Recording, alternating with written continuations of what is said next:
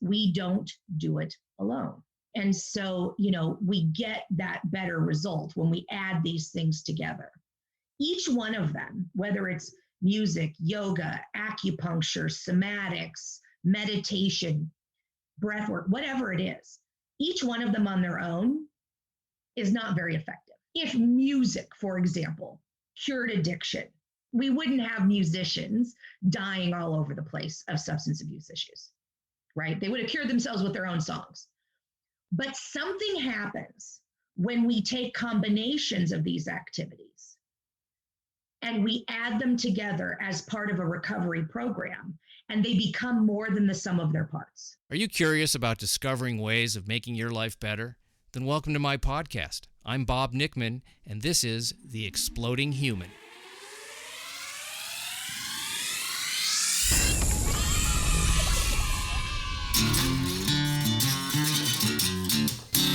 Listen in while I talk with all kinds of people in the fields of personal growth, health and healing, alternative therapies, psychology, spirituality, environment, and the future. I'm looking for those answers that make life better for everyone. You'll meet cutting-edge practitioners, doctors, artists, filmmakers, business people, and those who have overcome challenges. The brave, the curious, anyone who is out there helping us humans to explore, expand, and explode. Hey, welcome to The Exploding Human. I am Bob Nickman, and my guest today, Dr. CONSTANCE SCHARFF. And we're going to be talking more about that in a second. First, I want to invite you to check out my website, theexplodinghuman.com. On there, you can listen to all my episodes. I got photos of all my guests, synopses of all the shows, a little bio on myself, and a donate button if you'd like to support the show. It will take you to Patreon, Patreon, patreon.com. And if you support the show, there will be some extra content available for you. So check that out. Also, I have a YouTube channel, The Exploding Human with Bob Nickman. Add the with Bob Nickman. All my episodes are there. Facebook page. I'm everywhere. So thank you for listening in. As I said before, my guest today is Dr. CONSTANCE SCHARFF, and we're going to be talking about many aspects of recovery from addiction and mental health issues. We're going to be talking about her work with veterans. We're going to be talking about trauma and the many different modalities that she has been trained in and uses to complement some of the recovery programs that are out there. One of those things is Rock to Recovery and all the different complementary medicine modalities that she has been trained in and supports, and her work is incredible. And I just love talking to her because she is a font of knowledge in the recovery, addiction, mental health field. And she does talk about her own path to recovery and how she has worked on herself and tried all these different modalities on herself. So please listen in. This is Dr. CONSTANCE SCHARFF. Hi, Constance. Good morning. Good morning. I'm so happy you're doing this podcast, and we're going to start with actually what your title is, your disciplines, and we'll get a little background for the folks listening, and then we'll get into some of the types of alternative therapies that people who are in recovery can draw on that you're well versed in. So you start. Tell us who you are. I have a PhD in the field of transformative studies, which is the study of change. How does change happen? And, that could be applied to business. It could be applied to the environment. It could be applied in a whole bunch of different ways. I specifically look at recovery from addiction and mental health issues because, especially with addiction, I don't see any greater change in an individual than going from, using to recovered or in recovery. And so that's where my interest is and my research is. I came to the field because I am in recovery, and I was living in Los Angeles, and I, in my own recovery program, met a lot of veterans who were coming back from the wars in Iraq and Afghanistan. and they weren't getting sober or staying sober and were killing themselves, as we're still seeing in record numbers, in heartbreaking numbers. And I was, I don't know, 8 years sober or something at the time, and I was very depressed. And I just got angry, and I thought there has to be a better, treatment for us. They didn't, serve and come back to die, and I certainly didn't, get sober to be miserable. And so I thought, what can we do better? And that's how my journey started, was to say, hey, there's got to be better treatment than what we're getting. And there is. And that's what I advocate for. Well, that's fantastic. I did a little, well, I still do when the pandemic ends here and I can go again, but I was doing some work at through Step Up on Second. They took a facility, an empty facility at the VA here in Los Angeles, and they rehabbed it in conjunction with some grants and things like that, and it's housing for homeless vets. And so I was doing some volunteer work there, and I got to really see what you're talking about firsthand, and a lot of the success. Their whole attitude, and this is not why you're here, but I just think it's a wonderful idea of housing first. If you house people that are homeless, then you can do all the other treatments from there. But if they're out on the streets, you can't even find them. And that's going to tie into, what we're going to talk about in terms of, if you don't have access to services. I mean, one of the things I love about complementary medicine and alternative therapies is that they tend to be relatively inexpensive, and they tend to have few, if any, side effects. And so we want to be able to use them. They're not very popular because of that, right? Because nobody makes any money off of them. But I find them very important because they're accessible to more people, right? So if you're talking about a homeless population, if we can get them in one place, or even we work with a group up in San Francisco that is taking resources to people in the streets. It's about that access to care. And I think that's really important. That's how I started doing this podcast, because when I also am sober for a long time, and I started to do all these different types of complementary, alternative types of things, just to become a more well-rounded, better person, to heal more. And so I started doing that, decades ago, and had to really, research that stuff myself to find it, because it wasn't really in the general population. It was more alternative then than it is now. And, even strange and weird to a lot of people.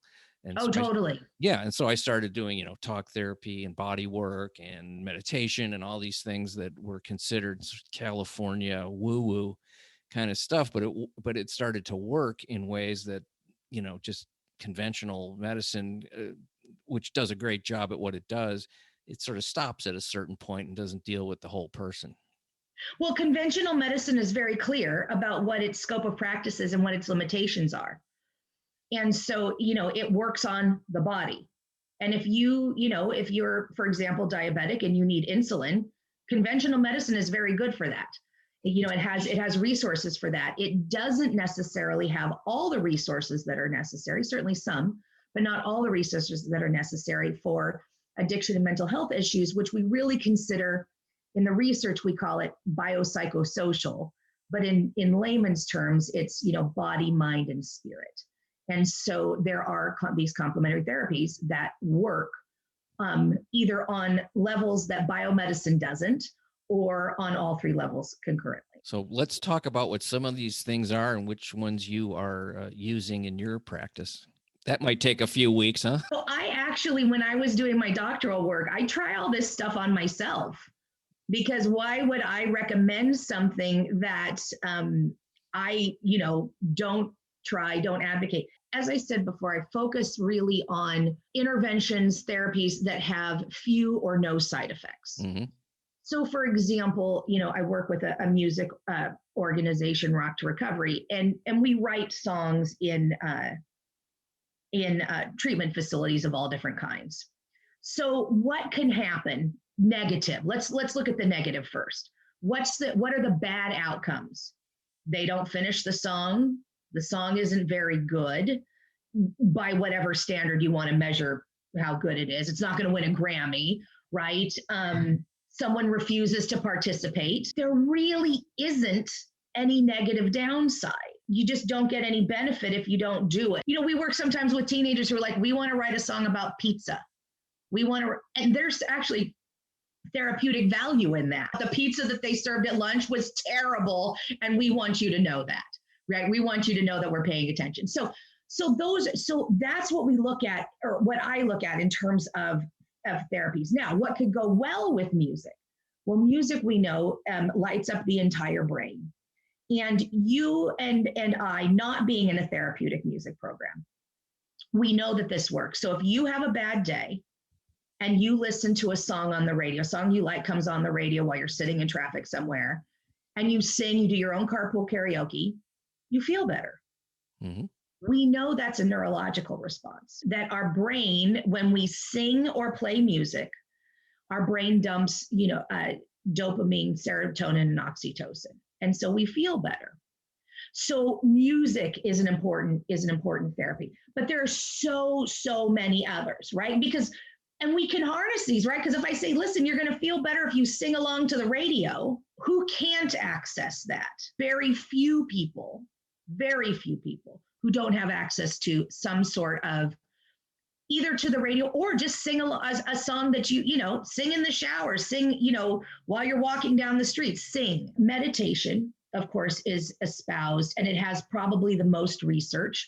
Thank you for the Dalai Lama, because the Dalai Lama's popularity has spurred research into meditation of all different kinds.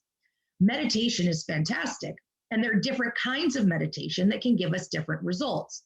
So, for example, the kind of closed eye, sit in a posture and clear your thoughts meditation that, we hear is terribly unpopular with addicts and alcoholics, because they say, I just can't do it. I can't clear my mind.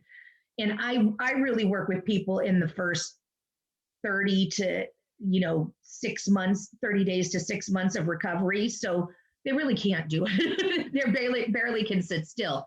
Yeah. Also, people who have trauma, as soon as you say close, because I work a lot with veterans, as soon as you say close your eyes, all that trauma comes rushing in. And they're like, I can't do that. So there are various forms of meditation. One of them that I particularly like is called Breathwork. It's an activated breath. You see this, it really comes out of yoga, because yoga is actually more about the breath than the postures. But it breathes deeply into the belly, deeply into the chest, and then out for 2 beats. That is something that we're finding is very accessible to people in recovery. I was going to say that I have a podcast on that topic. If people want to check that out, the practitioner that I interviewed is John Paul Crimmy, who is somebody whose classes I've taken. So you can learn a lot more about breathwork on this podcast, as well as a podcast on Rock to Recovery, which Constance just mentioned. And that is the gentleman who started it, which is Wes Geer. So those are 2 podcasts already on the Exploding Human that you can find out even more right from the source. But these are all great things, because the breathwork I love because it's very active. Well, it's active. And there's the setup is lie on the floor. With Rock to Recovery, we add music to it because we add music to everything. It's just what we do. It's what we do. But, you lie on the floor, and then hopefully you can do the breath. And if you can't, that's okay too. When you have someone who has, 3 days or 7 days of recovery, and they're not feeling very well and their mind is racing, the expectation of lie on the floor and do your best to do this breathing is accessible. Mm-hmm. And it's also accessible to people with trauma, because it can be eyes open, and because it allows us to self-regulate. So if too much trauma comes up, the person will stop being able to do the breath. Oh, okay. That's interesting. So the body self-manages. And that's true for many different kinds, not all, but many different kinds of somatic therapies. Guided meditations are also very good for people early in recovery, especially eye-open meditations, where you can, get in touch with your body. Can you feel your feet? Can you feel your hands? So on and so forth. or looking around the room. What do I see? What do I see? To be, those are mindfulness meditations, to be in the now. We know one of the big problems for addicts and alcoholics in recovery is future tripping. You know, one of the interesting things is whether you breathe through the mouth or whether you breathe through the nose, vastly changes the body's response to the type of meditation that you're doing. And so if we can teach meditation skills, especially with young people, because meditation, music as well, the brain doesn't stop developing until an individual is 25 years old. And so if we can get a meditation practice started early, if we can get music started early before the brain has stopped pruning and stopped developing, we can really have some very great responses that you don't necessarily get in older individuals. I have always thought that they taught much of the wrong thing, not wrong, but not things that aren't as helpful as other things that are not taught in schools at young ages. Meditation is one of them. I always think that perhaps we'd have a healthier population if we taught practical skills that you actually would use when you were moving in the world. Something as simple as looking somebody in the eye while you shake their hand. How to shake someone's hand is, yeah, I'm not kidding you. I mean, I really I taught my kids that. We said, here's how you do it, and this is how you connect, and you look in the person's eye, and here's the firmness you want to use. That's a skill that you can use your entire life and makes other people feel good too. Meditation would be one. Simple, practical things like how to balance a checkbook, or, things, skills in interpersonal relationships and how to talk to people and be compassionate and kind. Those kinds of things, that never even came up. Music a little bit, but it was always that corny kind of, right. lady music teacher kind of stuff. We all played recorder. Yeah. Well, before I got my PhD, I worked with the Girl Scouts for a long time. And these are the skills actually of the Girl Scout cookie sale.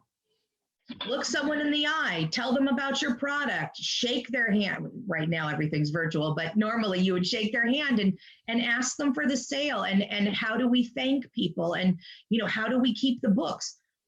That's what we teach them through that product sale. It not only gives them money for their own programming, but we teach them those life skills.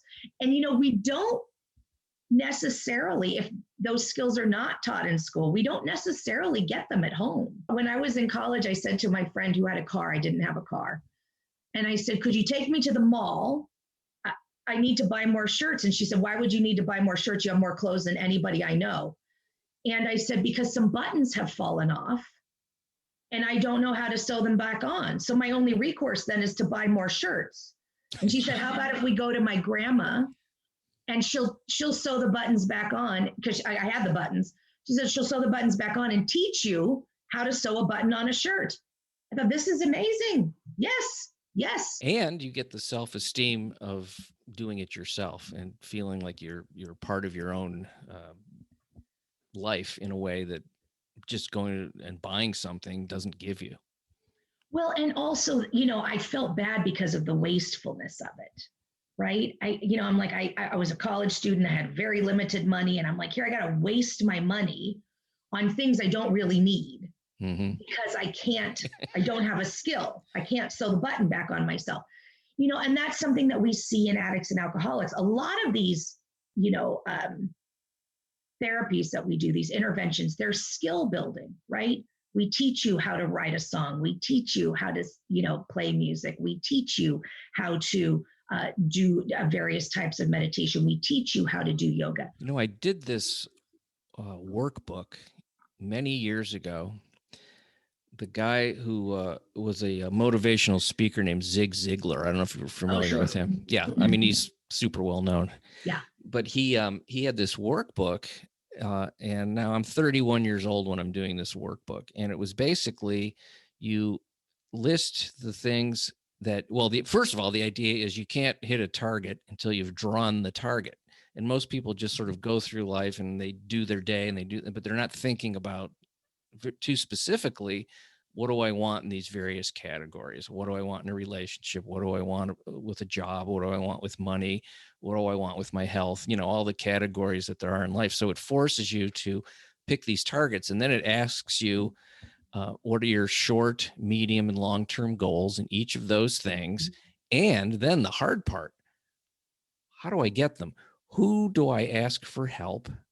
Name the people or the organizations or whatever. So you are forced in this workbook to come up with a very specific kind of a plan in how to attain the things you want. I had never done that.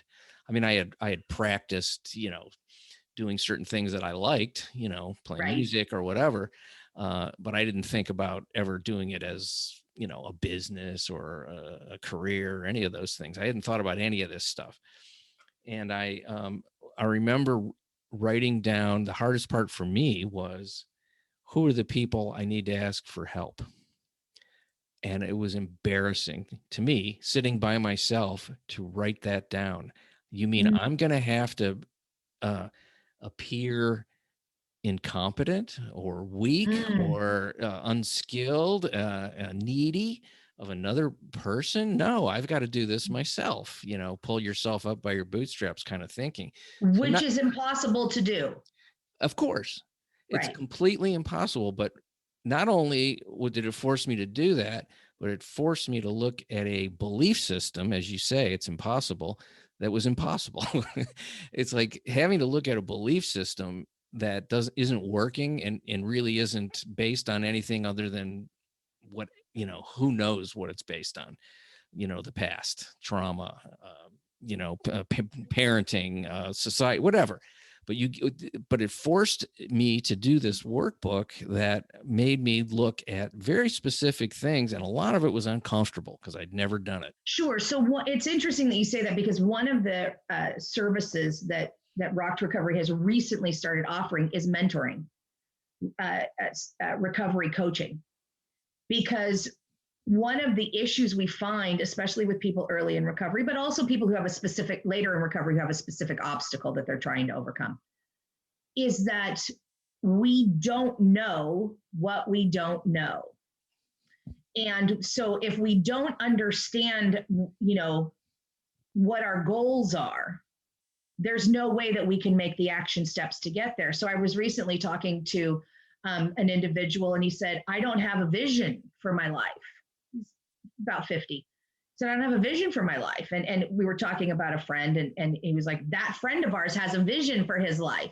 And I said, you have a very clear vision for your life. You want to live in a certain place, and you want to have a certain kind of home, and you want to have a certain kind of lifestyle, and a certain kind of job. I was like, you have a very clear vision for your life. What you don't have is any sort of plan or action steps on how to get there. And I can help you with that. We can set up a plan. We can set up an action step. So, if you want to, for example, like I'm in my library. I want my own library. Since I was a little kid, I wanted a library. I'm a writer, right? I have a couple of books out. And so I want my own library. So how do you have a library? Well, you figure out a way that you have enough rooms in your house that one of them can be dedicated to books, right? And I have friends who have music rooms, and I have friends who have, rec rooms and have movie theater, all different sorts of things.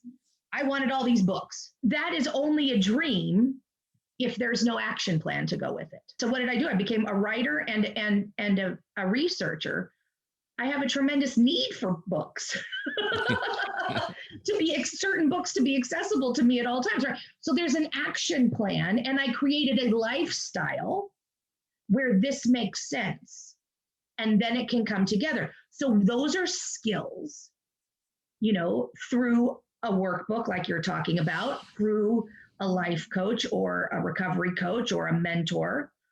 But what's clear in all of these, whatever path you go down, we don't do it alone. And so, we get that better result when we add these things together.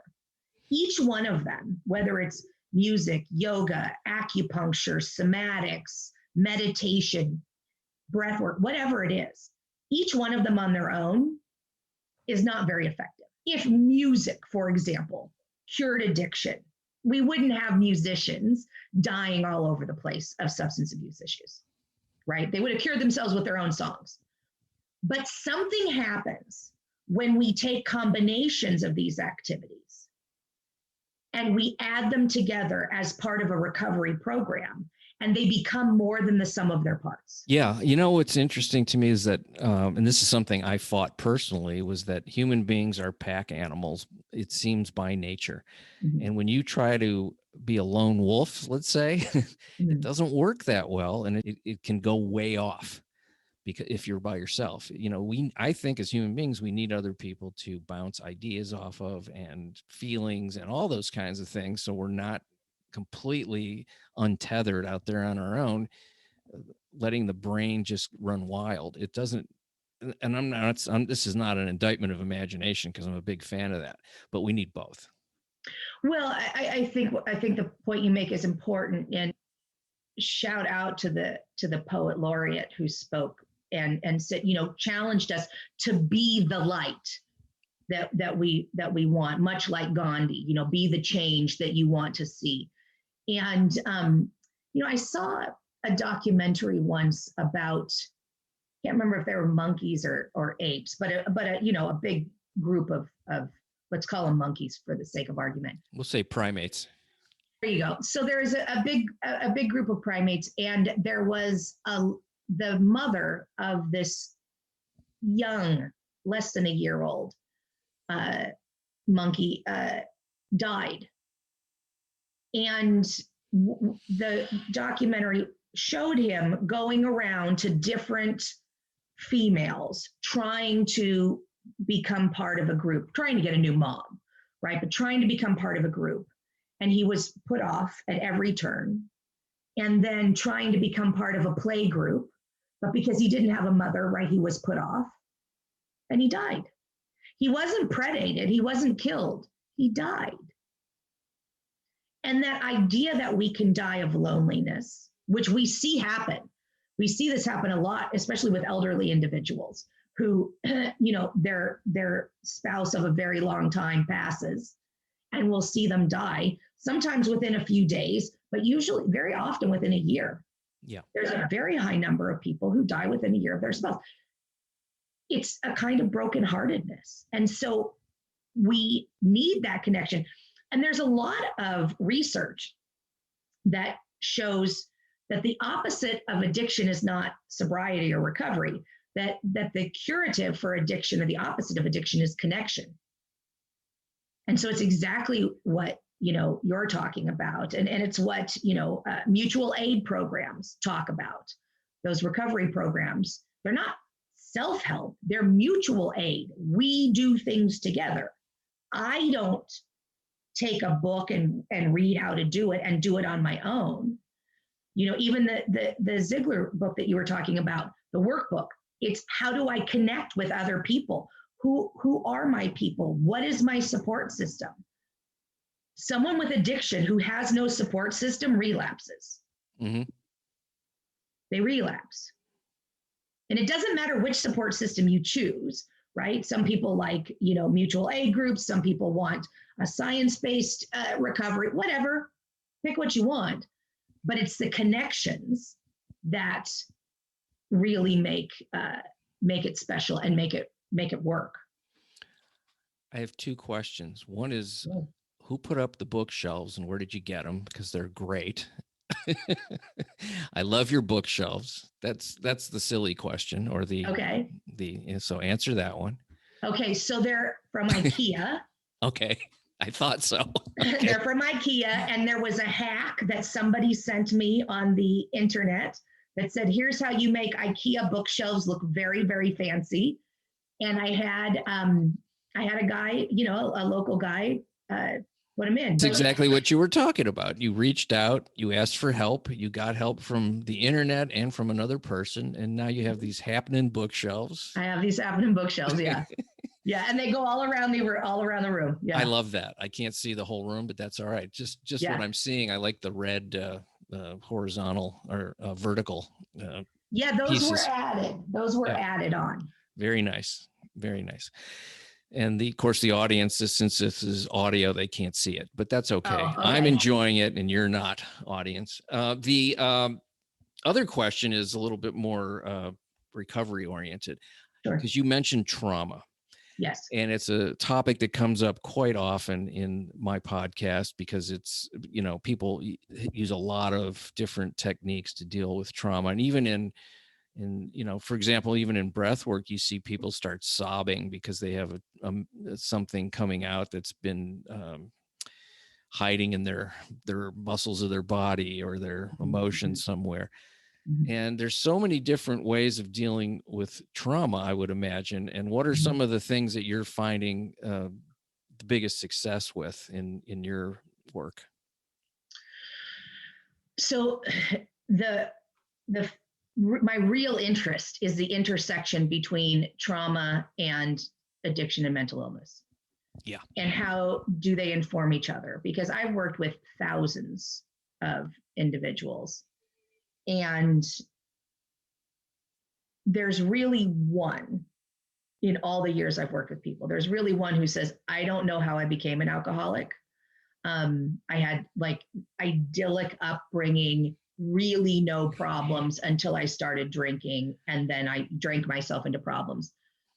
And that to me is telling, right? Is that, usually there are some sort of problems. I don't know that that's causative of addiction, but it certainly exacerbates addiction. So for me, I had very early childhood trauma, extreme abuse. And,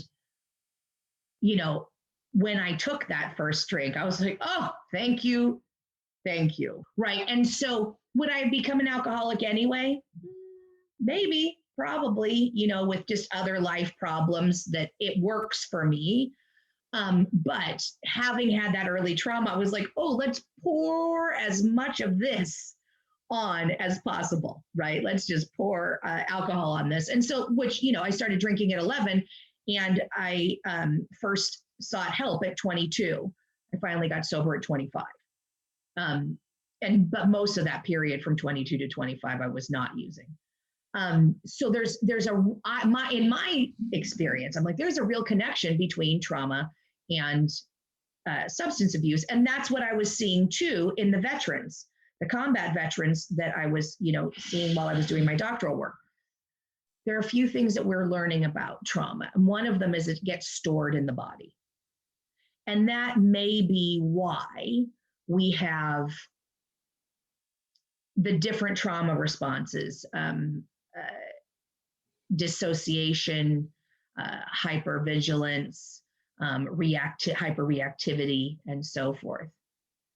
And so what we really want to do in addiction treatment is get at these underlying causes, trauma, whatever it is, in whatever way. And that could be, you were in an auto accident, too. I mean, or you saw something. I have a friend who saw two people killed in an auto accident, they didn't have seatbelts on, thrown from the vehicle, and then the vehicle rolled over them. That's a traumatizing event, right? It doesn't have to be sort of, standard, war crimes or, sexual abuse or whatever. So there are lots of ways that gets stored in the body. In shamanism, they'll call what I'm about to talk about shaking medicine. So if you see a bird that has just been attacked by a predator but gets away, what they do almost invariably is they'll go find someplace safe, like under a bush, under a tree. They'll fluff out their feathers and start to shake. And what it's doing is it's a somatic response to shake loose the trauma. So that's what we see in something like breath work. There are trauma release exercises called TRE that actually activate the body to get it to shake, to get it to tremble. And we see that with acupuncture in terms of balancing and opening energetic blockages in the meridian system. We see that with music, that somehow through song, through singing something, people can say things that they can't say in therapy. There's a circumvention of the traditional. So for example, for me, when I was first in therapy, when I was first in recovery, in my first year of recovery, I could not say the word incest. I just couldn't say it. I would sit there with my mouth open, and I couldn't get the word out. Sure. I would write it on a note, hand it to my, this is what I want to tell you. And I'd write a little note and I'd hand it to my therapist, and then I'd dissociate. I wasn't present. And it took me years to get through that because we didn't have the kind of trauma therapies then that we have now. And we're talking over 20 years ago that we have now. And so to add these complementary aspects to traditional talk therapy gives us a way that allows us to access trauma in different ways. And I think the somatic exercises are important. And I also think that the creative processes are important, whether it's visual arts, music, dance, that creative expression. Poetry. I wrote a poem. I was very depressed. I don't know. I was around 14 or 15 years sober, and I was very depressed. And my rabbi said, "Send me some. You're a writer. Send me writing every day." I said, "I write books." What do you mean every day? Like it takes me a year to write something. And he said, "Every day." I wrote a poetry book. It won an award. I mean, I was like, "Oh, I can do this." That creative process is incredibly important. For just first of all, for our mental health, just in general, whether you have trauma or not, but also in the treatment of trauma, creativity, imagination, put to some positive end. I just had a memory of a moment in my teenage years where I was feeling very crushed, put upon in a box from everything, parents, society, school. I was just pent up. And I said to this friend of mine, I feel like I want to go crazy, with a lot of tension in my voice. And he started laughing. He goes, "Well, why don't you?" I go, "What do you mean?" He goes, "What's stopping you? Go ahead." And I was like, and it was a moment where I went, yes, I can do that.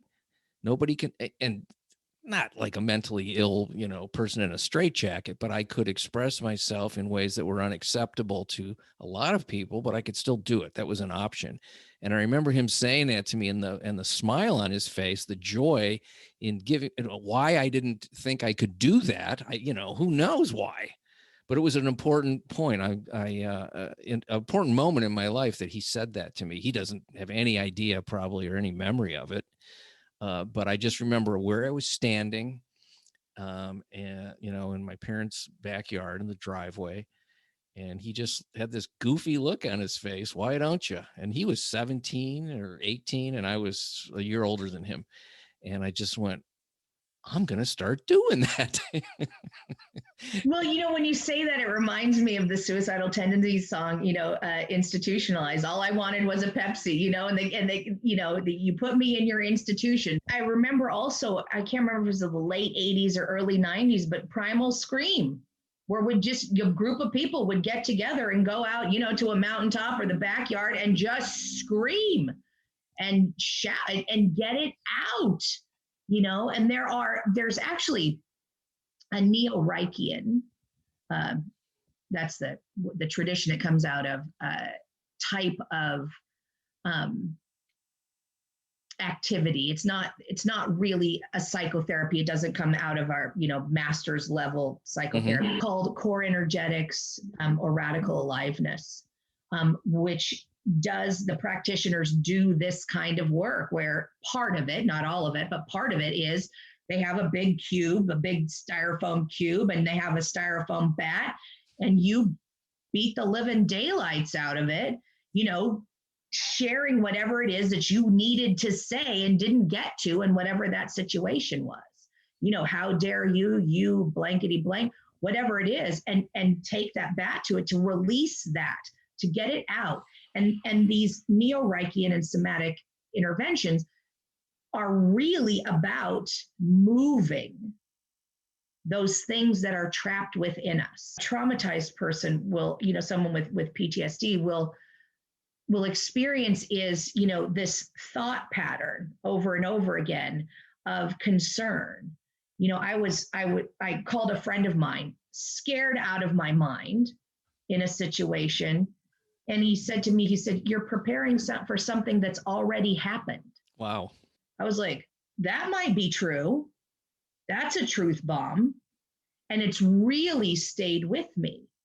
I'm like, when I start to get anxious and I start to fall into these old, traumatic patterns, traumatized patterns, I'm like, wait. That's not anymore. That's not my present life. I'm preparing for something that's already happened. And then I can bring in those other practices. I went to a treatment facility once and for trauma, they said, put your feet on the floor. Put your feet on the floor. I always sat with my feet tucked underneath me, right? Curled up, ready to pounce, all. And they were like, I was like, and when I put my feet on the floor, I was like, wow, I'm doing it right now. I'm like, oh, wait a minute. I'm here.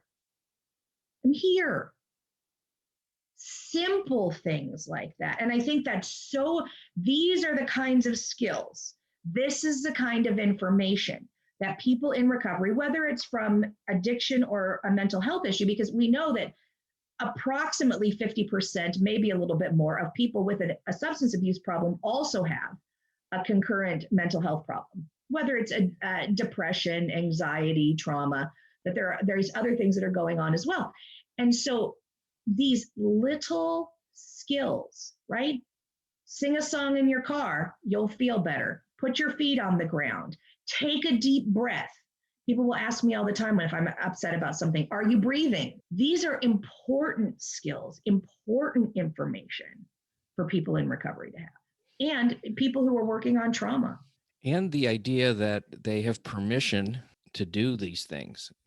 One, they need the knowledge about them, but two, it's okay to do that. It's okay to put your feet on the floor. It's okay to breathe deeply when you're afraid. I did some Reichian therapy based on, Wilhelm Reich, who was Reich. And what I found was, and the way this practitioner did it was to have you stand or sit or, whatever position it was an uncomfortable position. It would stress certain parts of the body. And then she would rub these stressed parts and it would release the most intense, I guess, emotions. I was making noises I'd never heard come out of myself, crying, some visual things would present themselves, things I never dreamed would be coming out of me. The noises were particularly freaky to me, like very, very primal, guttural kind of animalistic kinds of things.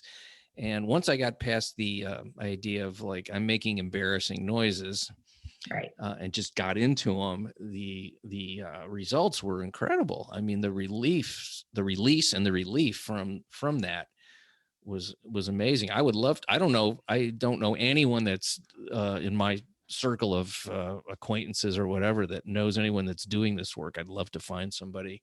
I'll give you some names. Yeah, because I would love to interview somebody like that. I think it's super powerful work. It's incredible. I have had more change from this Neo-Reichian work that I'm doing from Radical Aliveness than anything. And I think this is important, is that, so I had trauma and I also had a substance abuse problem. And when I tried to just not drink, because I'm a drinker, I drink 2 liters or more of hard liquor a day when I'm drinking. And so when I would not drink, the trauma would just be so overwhelming that I would have to pick up again.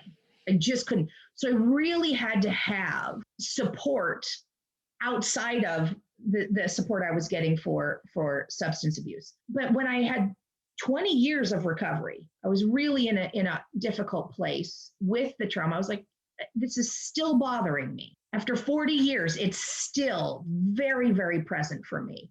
I was just talking with the practitioner that I work with yesterday about being supported to move these things through. And I'm very timid. I won't hit the cube or anything like that. I don't like it. And so I go very slowly. very slowly. And the night and day difference. In the first year of doing the therapy, I lost 70 pounds because I just didn't need to, keep that package of, I'm still heavy, but not like I was. I didn't need to keep that package of, okay, stay away from me. And I didn't do anything. I didn't change anything.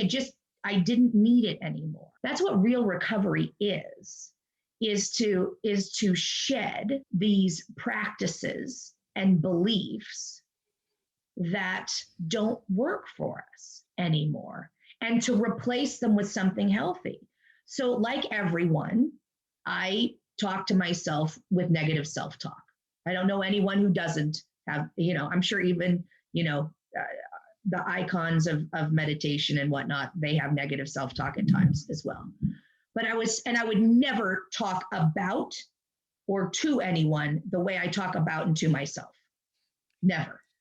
And so I was telling a friend of mine once, I was like, oh, and this and that, and he interrupted me and he said, don't talk about my friend like that.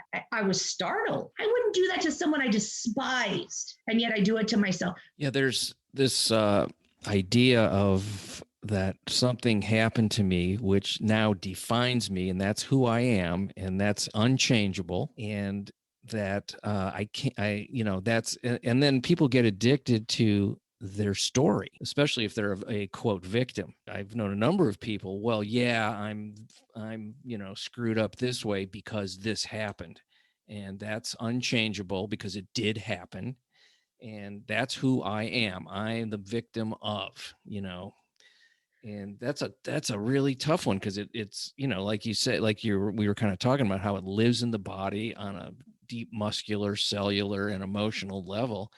But the good news is that doesn't have to be forever. I work with narrative programming, right? With the stories because I'm a writer, I'm a storyteller. That's what I do. And that's what our brains do. Our brains take a bunch of information and synthesize it and tell us a story because to make our world make sense. And so, but I work with this, and also a different person who works with it in different ways, Byron Katie, with the work. But look at these stories that we tell ourselves. Is it true? And I don't believe that in most things there's truth with a capital T. I look at truth with a little t. Is it true enough? Because I have found that if it's true enough for me to, hang my hat on, that I can turn on a dime and have dramatic change. You were talking about this earlier, and I love this idea of future tripping. Sure. Because the idea of future tripping is, why is it that human beings, when we jump into the future and think about it, it's always dark and negative. I don't sit there and go, it's going to be amazing next Thursday. I don't do that. I go, I'm going to go to this place and the guy's going to hate me, and or the people won't be smart enough to know what I'm presenting is great, are there people that future trip in a positive way? I mean, I daydream and fantasize. I don't consider that the same thing. I think fundamentally it is. I mean, there are people who are utopian dreamers, right? But listen, I have a penchant for the dystopian. I just love that, that it's going to all go, to hell. It doesn't have to be that way, because the truth is, we don't know what's going to happen. What sets us on these treadmills are these things that we tell ourselves ghost stories. We tell ourselves scary stories of, that's not going to work out. The I don't know means I don't have control over the outcomes. And that's the scary part. So if I can tell myself this story of, actually, I do know it's going to be awful. I do know I'm going to lose my job. I do know that this isn't going to happen.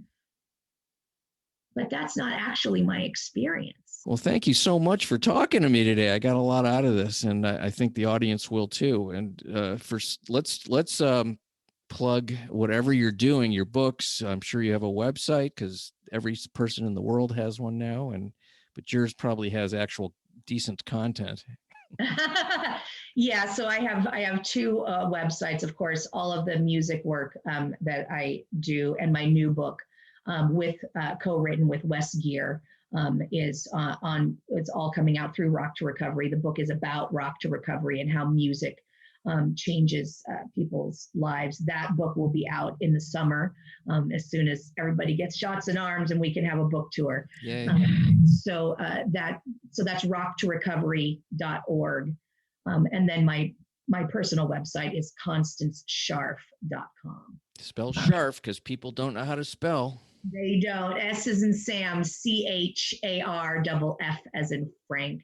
And of course, I'm on all the social medias. You can find me there. Okay. And you have books on that website people can take a look at and probably purchase through various means. Yeah, I have a book on addiction called Ending Addiction for Good. And it talks about these complementary therapies. It's available on Amazon and all the bookstores. And also my poetry book, which is under my Hebrew name, Ahuva Batya. And that's called Meeting God at Midnight. And that also is available on Amazon. Beautiful. Love that. Thank you so much for talking to me. I'm very happy to spend the time with you. And, we really want to give resources. In all seriousness, we really want to give resources to people who need them. Rock to Recovery provides free virtual meditation and breathwork music groups every week online because of the pandemic. We just want to give resources to anyone who needs them. So if you need support, please reach out to me and to us. That's the beauty of the internet these days, is that the access for anyone is there. So if you are feeling alone or confused, or you're not sure what's going on, you just want to connect with anything that isn't just yourself, go to Rock to Recovery and see what those guys are doing over there. Thank you so much, Bob. It's been great. Okay, folks, much appreciate you guys listening in. Always enjoy my guests. And Constance Scharff, thank you so much. I look forward to speaking to you again and keeping up with your work in the field of recovery. Also, folks, please check out my website, theexplodinghuman.com, YouTube channel, The Exploding Human with Bob Nickman. And if you'd like to donate to the show and support us, patreon.com, patreon.com /The Exploding Human. And if you want to donate, that would be fantastic, because you will get access to some extra content that the people who aren't supporting the show don't get. And I hope you like that. So much appreciation for your patronage. Thank you so much. Have a wonderful day.